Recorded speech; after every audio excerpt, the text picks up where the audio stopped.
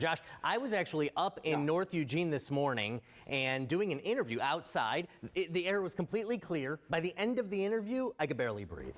Yeah, and it's very interesting because I started my morning off up in Albany, and I got a text from one of our coworkers asking, hey, what's up with the air quality? And I was like, what is she talking about? It's bright blue. And then, of course, I saw our satellite, and that's where all the wildfire smoke was funneled right here in South Eugene. How does that happen where it goes from one side of town to the other? It could be so bad just a few miles away from another side. Yeah, well, that's the thing that's so interesting. I woke up north of the Beltline, drove up here this morning covered in smoke, and when you looked at the map, there were 4 different dots in different colors just in Eugene. Yeah, well, we call this micro-scale meteorology, so it's really kind of honing in on street to street, and it all has to do with some of those light rain showers that we're seeing, kind of helping to wash out our skies here and there. But at least for the Eugene-Springfield area, unsafe for sensitive groups. Further to the north, that's where we're having that moderate air quality, and you can see the images on the side. That's where the smoke and haze will continue to funnel its way into our area. Now, satellite and radar continues to show that we're seeing that smoke and haze press its way into the southern Willamette Valley, all as the Cedar Creek fire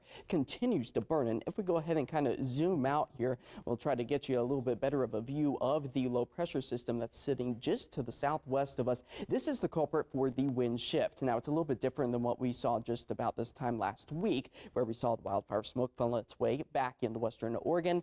This one has a little bit more moisture packed in with it, and we could see that with just a few of those raindrops falling through the southern Willamette Valley earlier today. Again, if you have any of those weather photos or videos of the activity happening today, we'd love if you head over to kval.com/chime in to share. But as the system continues to sit to the south of us here for the coming days, primarily through Wednesday, we're expecting to see all of that wildfire smoke find its way back into the south coast, as Oak Ridge is still under those level 1 be ready evacuation orders.